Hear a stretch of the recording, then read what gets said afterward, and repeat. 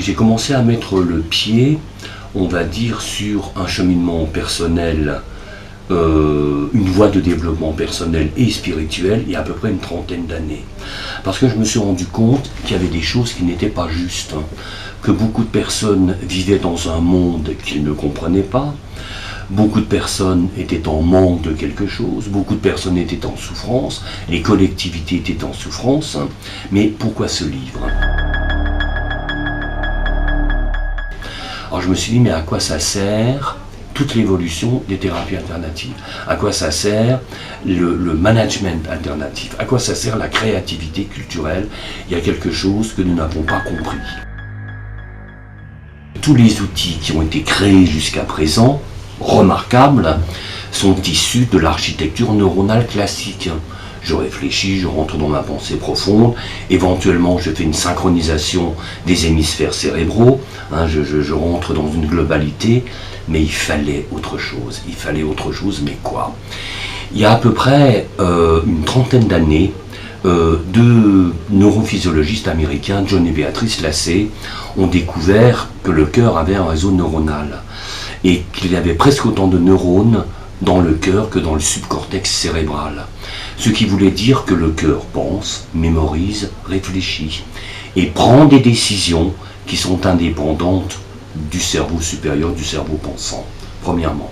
Deuxièmement, ils ont découvert un signal électrique particulier qui s'appelle le taux de variabilité cardiaque.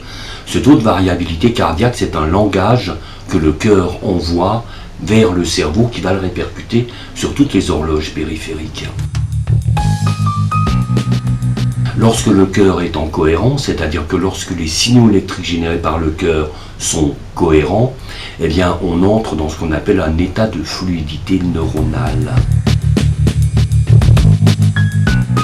Vous pensez plus rapidement, vous agissez plus rapidement, vous percevez beaucoup de choses plus rapidement.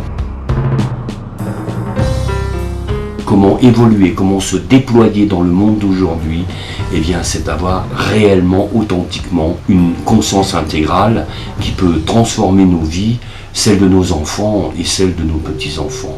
Et c'est la raison aussi pour laquelle j'ai souhaité insérer à la fin de ce livre un exercice d'une dizaine de minutes sur la cohérence neurocardiovasculaire.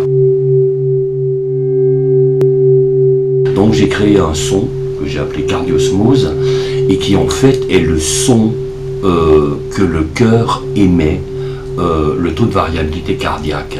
À partir du moment où le cœur va se caler sur la fréquence sonore du son, on lui donne un nouvel ancrage. Nous allons faire ensemble cet exercice de cohérence neurocardiovasculaire. Je vais vous donner... Et là le message est clair, tout va bien. Je me sens bien, je suis en forme, j'ai des projets. Maintenant, je commence à comprendre comment je peux solutionner ce problème. Vous pouvez être assis comme vous le souhaitez. Comme le fantôme caché derrière la machine pensante, c'est notre cœur, plus exactement l'intelligence du cœur.